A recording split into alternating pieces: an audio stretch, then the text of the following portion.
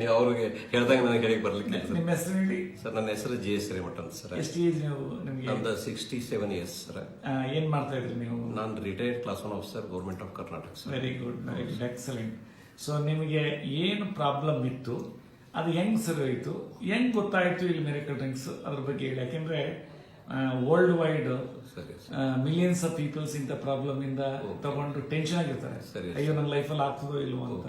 ಅವ್ರಿಗೆಲ್ಲ ಒಂದು ರಿಲೀಫ್ ಸಿಗುತ್ತೆ ನಿಮ್ದು. ಇದು ಸುಮಾರು ಒಂದು 4 years ಬ್ಯಾಕ್ ನನಗೆ ಇದು ಸ್ಟೂಲ್ದಲ್ಲಿ RBC ಹೋಗ್ತಾ ಇತ್ತು ಸರ್. ಅದು ಅಲ್ಲಿ ಕೊಲಂಬಿ ಏಷ್ಯಾದಲ್ಲಿ ತೋರಿಸಿದ್ದೆ ನಾನು. ಅವರೆಲ್ಲ ಕೊಲೋಸ್ಕೋಪಿ ಎಂಡೋಸ್ಕೋಪಿ ಮಾಡಿ ಕೊನೆಗೆ ಗ್ಲುಟನ್ ಫ್ರೀ ಆಹಾರ ಊಟ ಮಾಡ್ರಿ ಅಂತ ಹೇಳ್ಬಿಟ್ರು ಸರ್ ಅವರು.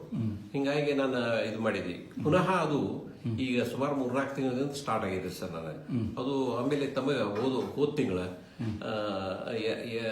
ನಾನು ತಮಗೆ ಭೇಟಿಯಾಗಿದ್ದೀನಿ. ನಾನು ಭೇಟಿಯಾಗಿ ನಾನು ತಮ್ಮ ಜೋಡಿ ಅದನ್ನ ವಿಚಾರವನ್ನ ವಿಚಾರಿಸಿ ಮತ್ತೆ ತಾವು 1 ತಿಂಗಳೇ ಮೆಡಿಸಿನ್ ತೆಗೆದುಕೊಳ್ರಿ ಅಂತ ಹೇಳಿದ್ರಿ.